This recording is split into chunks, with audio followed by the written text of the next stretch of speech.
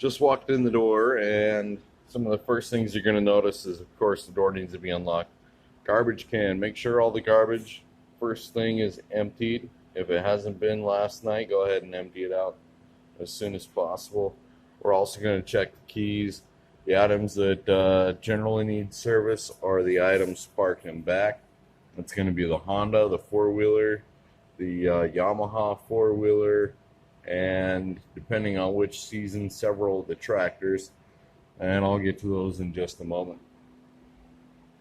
So as we come in, check the desk, and check our sheets here. This is going to have our list of daily to-dos. And this is a spreadsheet and website that includes all the service records, everything else, and should have service notes on today's services right there, if you can see. In the interim, I have been getting notes such as this one. So today I've got to work on the bucket getting stuck on the case tractor. This section right here, this roll cart, should be clean and clear at the end of every night and the beginning of every day. This is going to be where you go ahead and tool up for all your day's projects. I've already gone ahead and set out some of the today's tools. Should always have a good set of nitrile gloves on hand. They're going to help you keep clean, safe, and work effectively. I have the drill driver and the grease gun set up here for some of the work that I'm going to be doing on this Ranger right here. I've already broken into it this morning.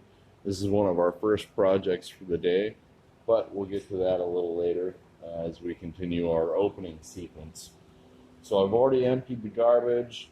Oh, let's go back here to the case panel. At the end of every night and the beginning of every day, we have an exterior air pump and compressor. That is the off position, should be turned off at every evening, turned on in the morning, and at the end of every day should be drained completely so it doesn't acquire a bunch of water in the tank and start rusting out. That'll help keep it alive a long time. Good idea. Got other coffee drinkers get their coffee going. They always enjoy that. Just do it once through. Make sure that all the tools are cleaned up if there's any cleaning that needs to be done. This morning I missed this, but just make sure that all the cleaning is done. A clean workshop makes it easy to work within, makes organizing easy, and makes everything stay organized. Now this is our first exhaust fan, knowing that I'm going to be doing work in the shop. I went ahead and turned that on. Secondary exhaust fan is over here to the left on the north wall. You can see it's already going. I went ahead and turned it on. You can turn it on there. Also, as you're doing all these steps, like I said, make sure that everything is picked up and in its place. This is also our note board where we take down general notes.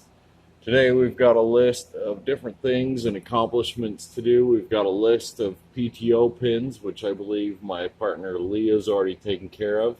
I'm working on the parts list and ordering. I've called a few places and getting on that.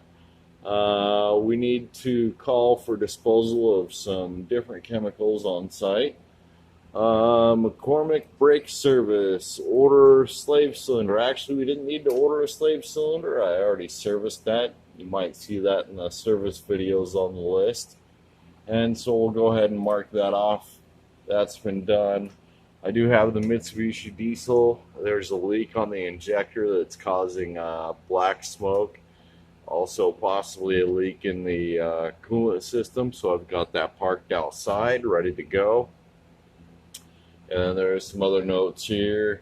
Just look at this, keep an update. This is also just a secondary update to everything on the website and sheet list. Okay, next we come to the battery section. You're going to want to make sure that this battery jumper is charged and set to go. So I'm gonna bring that over here and actually charge it out back today. But this is generally where I charge all the batteries.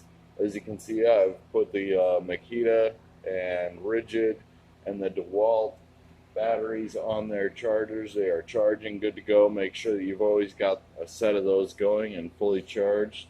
That way you don't have to worry about it when it comes time to hit the pavement running. Also check the sink, make sure that it's not leaking. It is currently off. We got the rags there setting to clean. Go ahead and make sure that the sink is clean, not leaking and spraying, as well as the water is off and not leaking. And I'm going to go ahead and set this up here. Got a cord right here to get this charging.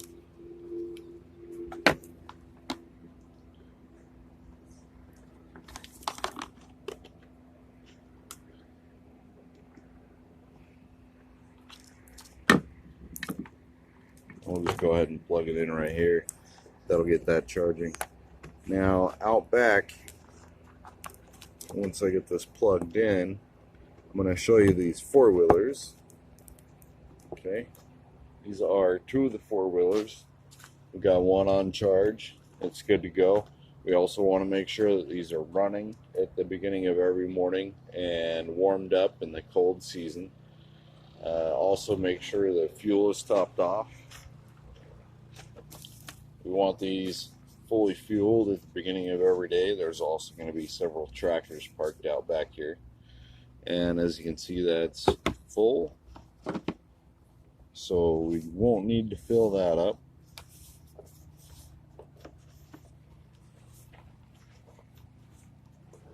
We come over here, Yamaha, check fuel levels on that. And it's going to need to be filled. So I will fill that here shortly. And then also while you're doing this daily task, check things like air filters. Doesn't look like this filter's been touched in a while, so I'm going to go ahead and after I fill that up with fuel, I'm also going to grab that, add that to our list of things to do today. Then we come back here, make sure that this whole area is clean. You can see everything is well organized on the wall. That keeps it good to go for everybody working during harvest season and planting season. Now this is our external air tank.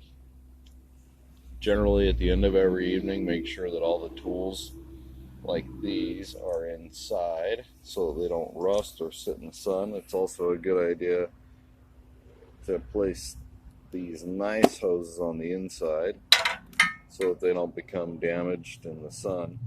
It does get quite hot in the summer. This is your air relief valve. This is where you're going to let all the water come out, and you can just use your foot.